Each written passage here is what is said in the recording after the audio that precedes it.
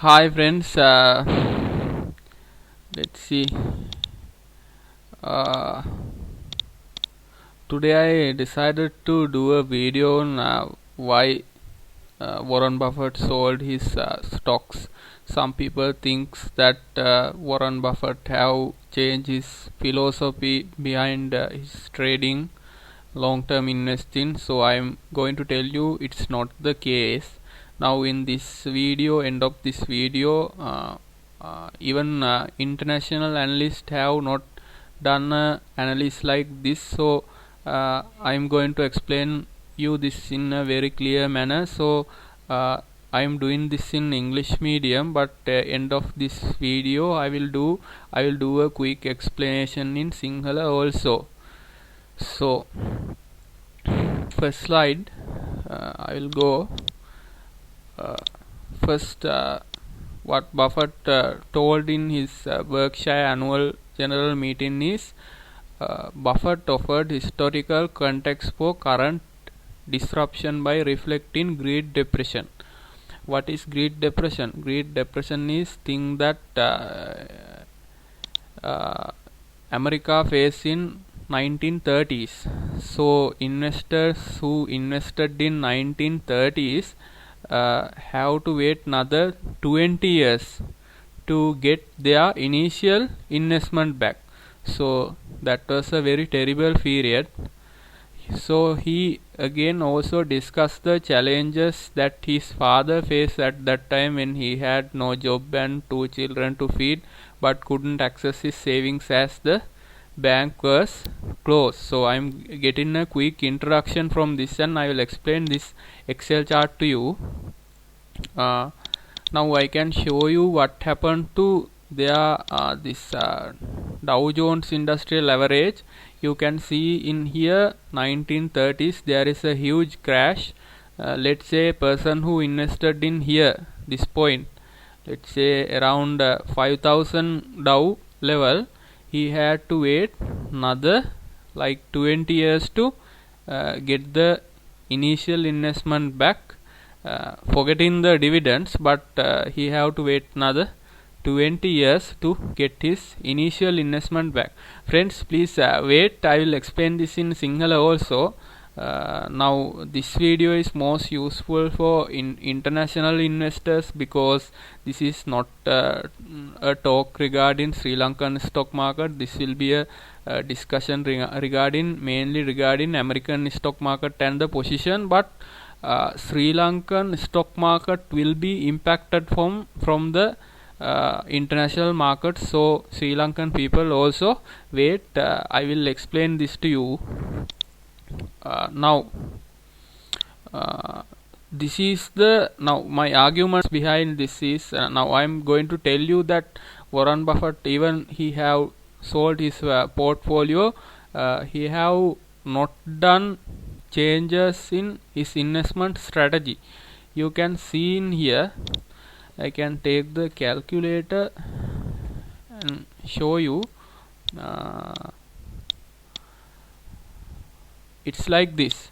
Let's say he have sold Bank of New York Mellon BK by price average. These prices may be changed because I have got this from various sources. This was a very difficult analysis because this collecting this information was very difficult because I have got buy price from one website and sold price from one website. So these prices are buying prices are like 40, 46, 50. So I have to get average price. Some use average price, some websites, but some website do not.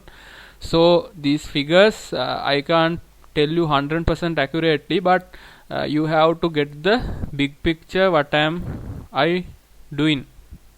Now Bank of New York, Warren Buffett bought at 46 rupees and sold price is 35, so not rupees, dollars. Let's say the value of deal is 30 million. Okay, 30 million. Let's say Warren Buffett portfolio value is around 250 billion. So you can see what is 30 million from 30 million means like let's say from let's say in it's very difficult value to calculate, but let's say 30 million. This is 30 million.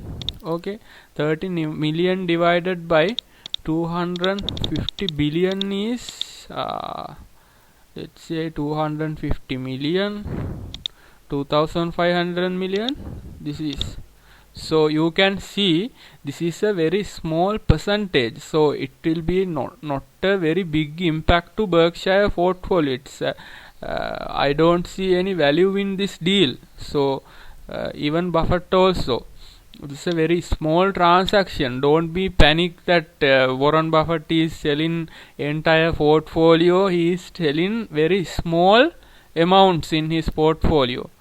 Also you can see the next thing is Goldman Sachs. So his buy price is, I got the average price. Average cost $72 and sold price is 135. Now this deal is big. Let's say this is a 2065 million. That means 2 billion deal. But you can see he have got a good profit from this. Okay, in this Goldman Sachs deal also very profitable deal. So he initially in 2009 crash, he invested in preferred stocks with 10% dividend. In country like America, 10% dividend is a very big massive amount. So he invested in 2009 with 10% dividend in preferred stock. There is a big story behind, but what I am going to tell is this Goldman Sachs share he sold with a profit, good profit. So this is not going to make a big criteria that we have to think Warren Buffett made changes in his portfolio strategy. I already told you by showing this slide that Warren Buffett is expecting a big crash. Okay, this is why he is telling nothing can stop America, blah blah blah, and 20 years went to make back to the former level. So he told this intentionally because he is expecting a crash. So it's nothing wrong if you, when you see a crash, when you can predict a crash, you can rearrange, or you can let's say rediversify, or let's say you can do some changes in your portfolio. It's nothing wrong, it's not against his strategy. And also he has sold Goldman Sachs with a profit. Now again, when you third company is US Bank Corp. You can see buy price is 38 rupees, sold price is $32.74. Sorry, not rupees, dollars. I'm a Sri Lankan, so I mistake between dollars and rupees. Anyway, this deal of this value of this deal also 16.3 million. So you can see that is also very small percentage from Buffett's portfolio, because number of shares he have sold is like 500,000 shares and 16 million. So this is a small deal. So we don't have to consider this. We don't have to be panicked because he has sold very small percentage from his portfolio. That may be due to some reason, but it will not be a big impact. Okay, now this is the big issue. Now I'm not going to detail analyze why he sold his I will not going to give you one by one detail why he sold airline stocks. I can give you a general reason. So he have sold his 4 airlines: Southwest Airlines, Delta Airlines, United Airlines, and American Airlines. Let's say he have buy price Southwest Airlines is 42 and he sold for 30. Again Delta Airlines 44, he sold 22. American Airlines 40, he sold for 11. It's like that. So in airlines, Buffett mentioned that he did a mistake in investing in airlines. He thought that he can change the management, he can change the management philosophy, and also he invested in 2016. So he thought that he can change the culture and everything, and this capacity issues and everything. But now he is realizing that he made a big mistake. So he sold this with 1 billion loss. But the thing is, he continue with this. Let's say he continue with this airline stock. He will make like 4 or 5 billion loss in capital. So that's the reason why Warren Buffett have sold the airline stocks. Mainly these airlines struggling with the cash flows even before Corona hit, and now they have faced a very difficult position and very difficult cash flow issues. Mainly there are many airlines, so there are many overcapacity issues, so we have to give a seat for very little amount of money. That's a big issue. Also they have higher debt problem. That is the main thing. So this is a big value here. Like I think this value of this deal is more than 8 billion. But thing is, he recovered. Sorry, he have stopped a big loss, getting a small loss. So nothing changed in here also to his investment strategy. Now as investors we make mistakes. Me and you also make mistakes, I always tell you. So in here also I don't see any strategy change, but his initial position, his initial mindset on profitability of these stocks even is changed. So after the Corona hit, so he think these airlines cannot go further with good profit, and this will make big like 4 billion 5 billion losses to him. So he sold with 1 billion loss. So this is very reasonable thing. So why I am doing in this English medium also is no one in international community also done this kind of analysis on this stocks why Buffett sold. So I am going to give the reason to you why Buffett sold. So this will be most important to people who invest in USA.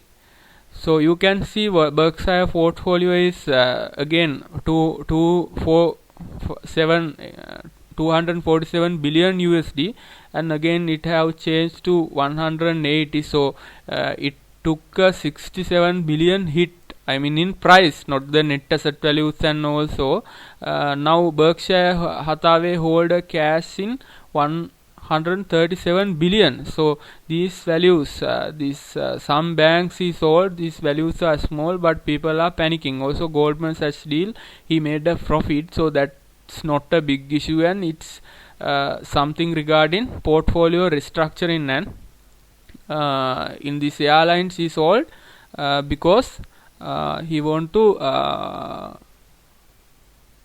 he don't want a big loss. So he sold and he stopped a big loss for a small loss. He took a small loss. Now I am going to explain in Sinhala language for Sri Lankans. Now I am going to slide මේකයි case එක. දැන් මෙතන වොරන් Buffett සෙල් කරා කියලා ඉවරලා කට්ටියම බය වෙලා ඉන්නේ. කියන්නේ මේ කට්ටියම පෝස්ට් දානවා වගේ මම දැක්කා. දැන් මේකේ ඇත්තටම බය වෙන්න දෙයක් නැහැ. මේකේ වොරන් බෆට් ස්ට්‍රැටජි එක චේන්ජ් කරලා නැහැ ඇත්තටම. හරිද? වොරන් බෆට් කියනවා මෙන්න මෙතනදී කියනවා nothing can stop America.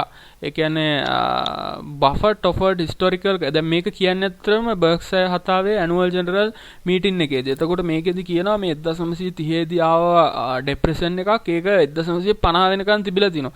ඒතර මේ 50 වෙනකන් අවුරුදු 20ක් කාලේ 1900 ඒ කියන්නේ ඒ 30 20 ගණන් වල ඉන්වෙස්ට් කර টොප් එකේදී ඉන්වෙස්ට් කරපු කෙනෙක්ට අවුරුදු 20ක් යනවා යාගේ ඉන්වෙස්ට්මන්ට් එක රිකවර් වෙන්න. එතකොට මේ වගේ සිනාරියෝ එකකදී එතකොට මෙයා බලාපොරොත්තු වෙනවා මට වියංගෙන් කියනවා මෙයා බලාපොරොත්තු වෙනවා මේ වගේ ක්‍රෑෂ් එකක්. ඒතකොට රේඩාලියෝ බලාපොරොත්තු වෙනවා මේ වගේ ක්‍රෑෂ් එකක්. බලාපොරොත්තු වෙන්න හේතුව තමයි ඇමරිකාවේ ඇත්තටම මාකට් එක සෑහෙන ඕවර් වැලියුඩ් වෙලා තියෙන්නේ කියන එක වොරන් බෆට් විශ්වාස කරනවා. හරිද? ඒක තමයි මේන් රීසන් එක. හරිද? එතකොට එයා කතා කරනවා ඇනුවල් ජනරල් මීටින් එකේ යාගේ තාත්තා හැම ඒ දවස්වල ෆේස් කරපු ප්‍රොබ්ලම්ස් මේ ડિප්‍රෙෂන් එක කාලෙදී. දැන් එතකොට ඒ වගේ ආයෙත් එකක් එයි කියන බලාපොරොත්තු තියෙනවා. දැන් ඔයාලට මේ ඩව් ජෝන්ස් ඉන්ඩස්ට්‍රියල් ඇවරේජ් ඇමරිකන් එක බැලුවොත් එහෙම ඔයාලට තේරෙයි 1930 දී තිවිච්ච ලෙවල් එක සහ දැන් ඔයා හිතන්න මෙන්න මේ වෙලාවේදී ඉන්වෙස්ට් කරපු කෙනෙක් කියන්නේ ඩව් ජෝන්ස් එක 5500 දී ඉන්වෙස්ට් කරපු කෙනෙක්ට අවුරුදු 20ක් බලන් ඉන්න වෙනවා ආයේ 5500 වෙනකන් ඉන්න. ඒතර ඒ වගේ කාලයක් ආයේ ආවොත් එයාට ඉතාමත් හොඳයි. හරිද? මෙතෙන්දි මේක සෙල් කරගෙන මෙතනදී මේ ගන්න එක. මොකද අපිට මේක ප්‍රෙඩික්ට් කරන්න බැරුණාට වෝරන් බෆට් කියන්නේ අවුරුදු 90ක මිනිස්සෙක්. ඒතකොට එයාට එක්ස්පීරියන්ස් අවුරුදු 12 දී ඉන්වෙස්ට් කරන්න පටන් ගන්න තියෙනවා. අවුරුදු 78ක විතර එක්ස්පීරියන්ස් දිනනවා ඉන්වෙස්ට්මන්ට් වර්ල්ඩ් එකේ. දැන් මේ මම බේසිකලි කියන්නේ ඒ කියන්නේ මාකට් එක ටයිම් ගන්න යන්න දෙපා කියලා. නමුත් වොරන් බෆට් වගේ කෙනෙක්ට මේ රූල්ස් ඇප්ලයි වෙන්නේ අපේ බේසික් ඉන්වෙස්ට්මන්ට් රූල්. ඒතර මෙයාට මෙයා උපයෝග ප්‍රොෆිට් එක ෆික්ස් කර මම ඔයාලට වීඩියෝ එකක් කරා ප්‍රොෆිට් ෆික්සින් කියලා. අන්න ඒ වගේ දෙයක් කරාට කමක් නැහැ. දැන් එයා ඒකනේ කෑෂ් තියාගෙන ඉන්නේ 1.1 බිලියන් 137ක්. ඒතර බිලියන් 137ක් තියාගෙන ඉන්න රීසන් එක ඒකයි. හරිද?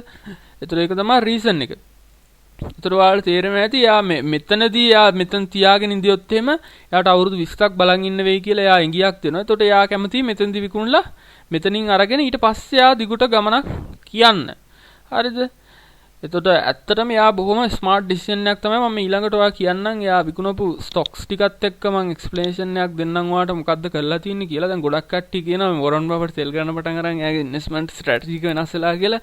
ඉන්වෙස්ට්මන්ට් ස්ට්‍රැටජි එක පොඩ්ඩක්වත් වෙනස් වෙලා නැහැ. ඒක මම ඇත්තටම බෆට්ට ක්ලෝස්ලි ෆලෝ කරගෙන යන එක්කෙනෙක්. මම එයාගේ මේවා ක්ලෝස්ලි බලාගෙන යනවා. එහෙම නැත්තම් එහෙම ක්ලෝස්ලි බලාගෙන යන්නේ නැත්තම් මේක ටිකක් පැටලි සහගතයි. ඒකයි දැන් මෙයා ඇත්තටම දැන් බැංකු සෙල් කරා කියලා කියනවා. ඔයාලට තේරෙන්නේ නැති මෙන්න මේ ටික තමයි මේන්ලි සෙල් කරලා තියෙන්නේ. ඒතර බැංක් ඔෆ් නිව්යෝක් එක බයි ප්‍රයිස් එක යාගේ 46යි සෝල්ඩ් ප්‍රයිස් එක 35යි. හරි ලොස් තමයි. හැබැයි බලන්න වැලියු ඔෆ් ද ඩීල්. හරි value of the deal 30 million. එතකොට එයාගේ පෝර්ට්ෆෝලියෝ එක 180 බිලියන්. එතකොට මේ හෙන පොඩි වැලියු එකක්. ඒ කියන්නේ 100ට එකක්වත් නැහැනේ. නිකන් ඔයා හිතලා බලන්න 100ට එකක්වත් නැහැ. 100ට දශම එක කියන්නේ 18 එකක් වගේ ප්‍රමාණයක් තමයි පෝර්ට්ෆෝලියෝ. ඒතර මේක දැනෙන්නේවත් නැහැ. මේක ඔයාලා හිතුවට මේක මෙයා බැංකු විකුණනවා අනම්මනම් කියලා මේක වොරන් බෆට්ට දැනෙන්නේවත් නැහැ. එතකොට යාගේ එකකින් අපිට කියන්න පුළුවන් මේක මොකක් හරි රීසන් එකක් ඇති සමහරට එයා ඔක්කොම මේක එකකට ගන්න හදනවා. හරි දැන් ගොඩාක් හෝල්ඩින්ග්ස් තියෙනකොට පොඩි හෝල්ඩින්ග්ස් කරදරයිනේ. සමහරට එයා මේකල්ල සමහරට එකකට ගන්න හදනවා ඇති. ඒක දැනෙන දෙයක් නෙමෙයි 30 මිලියන් කියන්නේ. වොරන් බෆට් අපිට ලොකු ගාණක් වුණාට. ඊළඟට දෙවෙනි එක තමයි ඒතර ඔයාලට තේරෙන්නේ නැති මේක බොරුවට පැනික් වෙන්න දෙයක් නෑ මේ වගේ එකකදී. මොකද එයාගේ පෝර්ට්ෆෝලියෝ එකත් එක්ක අපි බලන්න කොච්චර සයිස් එකකින් කොච්චර ප්‍රමාණයක්ද. දැන් මෙන්න මෙතන ඉෂුව එකක් තියෙනවා. දැන් ගෝල්ඩ්මන් සැක්ස් එක එයා විකුණනවා. එයා බයි ප්‍රයිස් එක 72යි සෝල්ඩ් ප්‍රයිස් එක 136යි 2 මිලියන් ඩීල් එකක් 2 බිලියන් ඩීල් එකක්. එතකොට මේක පෝර්ට්ෆෝලියෝ එකකින් ලොකු පර්සන්ටේජ් එකක්. කියන්නේ 102කට ආසන්නයි. එතකොට එයා මිලියන 15.3ක් එයා සෝල්ඩ් කරලා තිනවා. ඒතර ප්‍රශ්නේ තියෙන්නේ මේ ගෝල්ඩ්මන් එකේ මොකද්ද? ගෝල්ඩ්මන් එක එයා විකුණලා තියෙන්නේ එයා ප්‍රොෆිට් එකකට තමයි විකුණලා තියෙන්නේ. දැන් මේ ගෝල්ඩ්මන් සැක්ස් ඩීල් එක කියන්නේ ඒ කියන්නේ 2009 දී තමයි මේ ඇත්තටම 2009 දී වෙච්ච මාකට් ක්‍රෑෂ් එකේදී ආ ප්‍රිෆර්ඩ් ස්ටොක් ගන්න තැන ඉඳන් තමයි මේ ගෝල්ඩ්මන් සැක්ස් ඩීල් එක පටන් ගන්නේ. මේක කොම්ප්ලිකේටඩ් ඩීල් එකක්. හරිද? මේකට යාට හම්බ වෙනවා 10%ක ඩිවිඩන්ඩ්. හරිද? බිලියන 5ක් ඉන්වෙස්ට් කරන 2009 ක්‍රෑෂ් එකේදී. එතකොට මෙයා මේකෙන් ලොකු බිලියන් 2ක 3ක ප්‍රොෆිට් එකක් මේ ගෝල්ඩ්මන් සැක්ස් ඩීල් එකකින් ගන්නවා. ඒතර ඒකත් එක්ක මේ ගෝල්ඩ්මන් සැක්ස් එක එයා විකුණන්නේ ඇත්තටම අර මං කලින් කියපු සමානට ක්‍රෑෂ් එක බලාපොරොත්තුෙන් සහ අනිත් එක මොකද්ද? අනිත් එක මේක ප්‍රොෆිට් එකකට විකුණන්නේ. අපිට ඒක හිතන්න දෙයක් නෑ. යා ගත්ත ප්‍රොෆිට් එක සමහරට ප්‍රොටෙක්ට් කරගන්න හදනවා වෙන්න පුළුවන්. පෝර්ට්ෆෝලියෝ රීකන්ස්ට්‍රක්ෂන් එක. අර මං කිව්වාට ප්‍රොෆිට් ෆික්සින් කියලා වීඩියෝ එකක් කරේ. දැන් වීඩියෝ 80ක් කරලා තිනවා. ස්ට්‍රැටජිස් ගොඩක් දේවල් කතා කරලා තියෙනවා බේසික් ලෙවල් එකකින්. නමුත් ඔයාලට මේක තේරෙන්නේ නැති මෙයාගේ ස්ට්‍රැටජි එකේ කිසිම ප්‍රශ්නයක් නැහැ කියලා. මේක ඉන්වෙස්ට්මන්ට් එකක් අරගෙන සදාටම තියාගන්න එක නෙමෙයි ඉන්වෙස්ට්මන්ට් කියන්නේ. මම දකින විදිහට ඔයාගේ අදහස් වෙනස් වෙන්න පුළුවන්. සදාටම තියාගන්න පුළුවන් ඉන්වෙස්ට්මන්ට් එක ලොන්ග් ටර්ම් ප්‍රොෆිටබල් නා. හරිද? සහ අන්සාධකවල මුකුත් බලපෑමක් නැත්තම්. ඒ කියන්නේ දැන් මේක ඕවර් වැලියු වෙලා තියෙන මාකට් එක ඉන්වෙස්ට්මන්ට් එකක් හෝල්ඩ් කරනවට වඩා ඒක සෙල් කරලා ඉවරලා පස්සේ ඒක FD වලින් වගේ මොකකින් හරි ගිහිල්ලා ඉවර වෙලා පස්සේ එයාට ප්‍රයිස් අඩු වෙනකොට ආයේ මේ කරන එක එයාට හොඳයි. හරිද? ඒතර ඒක තමයි මෙයාට මේ කරේ. නමුත් මේ අනිත් එක මේ රූල්ස් මෙයාලා වගේ කට්ටියට ඇප්ලයි වෙන්නේ නැහැ. මොකද මෙයාලා දන්නවා මාකට් එක ලොකු ක්‍රෑෂ් එකකට යන ලොකු ඉඩ කඩක් තියෙනවා කියලා. මොකද මේගොල්ලෝ අනතුරු අඟවපු හැම පාරම දැන් මම දන්නේ නැහැ මාකට් මම මේ හැම දෙයක්ම කියන්නේ මේගොල්ලෝ කියන දේවල්. ඒතර මම දන්නේ නැහැ මේ මාකට් එකේ ක්‍රෑෂ් වෙයිද නැද්ද කියන එක. හැබැයි මෙයාලා අනතුරු අඟවපු හැම වෙලාවකම ලොකු ප්‍රශ්නයක් වෙලා තිනවා. දැන් ඔය .com ක්‍රෑෂ් එක 2001 දින එක බෆට් කියලා තිනවා අවුරුදු 5ක 6ක විතර ඉඳන් මේක ක්‍රෑෂ් වෙනවා කියලා. රේදාලියෝ කියලා තිනවා. ඒතර අහපු නැතුව සල්ලි දාලා ඒකේ ප්ලේ කරපු කට්ටිය ඔක්කොම වැනිෂ් වෙලා යනවා 2001 දී. හරිද? දැන් රේදාලියොත් දැන් මේ පාරත් කියනවා ක්‍රෑෂ් එකක් එයි කියලා. එතකොට මොකක් හරි දෙයක් වෙයි කියන මේ බය තියෙනවා. ඉතින් හැමෝගෙම ඒක තියෙනවා. හරිද? එතකොට US බැන්කෝප් ඒකත් අර පළවෙනි එක වගේනේ බලන්න. මේ ඩීල් එක මිලියන් 16.3යි. එතකොට බිලියන් 180ක් තියෙන මිනිහට 16.3 කියන්නේ අර කැලණිපාල මස්සින් පොල්ලෙල්ලක් ගියා වගේ. ඒක ඇති දෙයක් නෑ. මේවට පැනික් වෙන්න එපා. මෙන්න මේක ඔයාලා පොඩ්ඩක් Goldman Sachs කියන එක පොඩ්ඩක් ඔයාලා ස්ටඩි කරාට කමක් නෑ. හරිද? මේ දෙක පොඩි ඩීල්ස් බැංකුව විකුණනවා කියලා ලෝකෙ මේ පෙරලෙන්න බය වෙන්න එපා. මෙහෙම එකක් නෑ. යා ස්ට්‍රැටජි එක වෙනස් කරලා නෑ මේ කිසිම දෙයක්. ඊළඟට මෙන්න මෙතන ප්‍රශ්නයක් තියෙනවා. දැන් මෙයා එයාලයින්ස් අතර මේක මම ඩීටේල් ඇනලිස් කරන්නේ නෑ. මොකද ඩීටේල් ඇනලිස් කරලා වැඩක් නෑ මේකේ. මොකද ඩීටේල් ඇනලිස් කරලා වැඩක් නැත්තේ. දැන් මෙතන එයාලයින් හතරක් මෙයා විකුණලා තිනවා. 2016 දී තමයි මෙයා ගොඩක් එයාලයින්ස් වල එන්ටර් වෙන්නේ එයාලයින් මාකට් එක තියෙන මේක වෙනස් කරන්න පුළුවන් ඒ කියලා. ඒ කියන්නේ මැනේජ්මන්ට් එකේ තියෙන ඇටිටියුඩ්ස් ඒතකොට එයාලයින්ස් ඉන්ඩස්ට්‍රි එක එයාට චේන්ජ් කරන්න පුළුවන් ඒ කියලා හිතලා තමයි වොරන් බෆට් එයාලයින්ස් වලට එන්ටර් වෙන්නේ. නමුත් වොරන් බෆට් තේරුම් ගන්නවා 2020 දී ආ ලොකු මිස්ටේක් එකක් කරේ කියලා. එයාට මේක චේන්ජ් කරන්න බෑ. එයාලයින්ස් වල තියෙන ලොකුම ප්‍රශ්නේ තමයි ඇමරිකන් ඒ වගේ ඕවර් කැපැසිටි and ඕවර් ඩෙට්. ඒ කියන්නේ ණය අරන් තියෙන ප්‍රමාණය වැඩි එක හේතුවක්. අනිත් එක තමයි ඕවර් කැපැසිටි. ඕවර් කැපැසිටි කියන්නේ මොකක්ද? ඕවර් කැපැසිටි කියන්නේ ඉන්න ප්‍රමාණය කියන්නේ ඒ කියන්නේ එයාලයින් තියෙන ප්‍රමාණය වැඩි. සීටින් කැපැසිටි එක වැඩි. ඒතර ලොකු ගාණක් charge කරන්න බෑ. charge කරලා ඒක cost එක cover කරගන්න බෑ. ඒතර මේ ප්‍රශ්න දෙකත් එක්ක බෆට්ට තේරෙනවා මේක ඉස්සරහට යන්න බෑ කිය එයා හිතාගෙන ඉන්නකොට කොරෝනා එකෙන් ලොකු crash එකක් ඇවිල්ලා එයා ඒ කියන්නේ එයා travels ලෝකේ නතර වෙනවා ගොඩක් වෙලාවට ටිකක්. ඒතර traveling අඩු වෙනවා. ඒකත් එක්ක එයාට තේරුම් ගන්නවා මේ වගේ තියෙන මේ cash flow problems එක්ක මේ හතර ඉදිරියට ගෙනියනට ලාභයි යාට විකුණලා දාන එක කියලා. දැන් එයා 1 බිලියන් loss එකකට මේක විකුණනවා. නමුත් මේකේ ඩීල් එක මට මතක හැටියට 8-9 බිලියන් වගේ. හැබැයි ඒක මෙයා මේක තියාගත්තා නම් එයාට 5 බිලියන් 4 බිලියන් විතර ලොකු loss එකක් ගන්න වෙනවා. එතකොට ඒ අඩු loss එකක් ගන්න තමයි මෙයා මේක විකුණන්නේ. එතකොට මෙයාගේ ඉන්වෙස්ට්මන්ට් ස්ට්‍රැටජි වල වෙනසක් වෙලා නැහැ. මේ බිස්නස් වල ෆන්ඩමෙන්ටල් වෙනස් වෙච්ච හින්දා තමයි බෆට් විකුණන්නේ.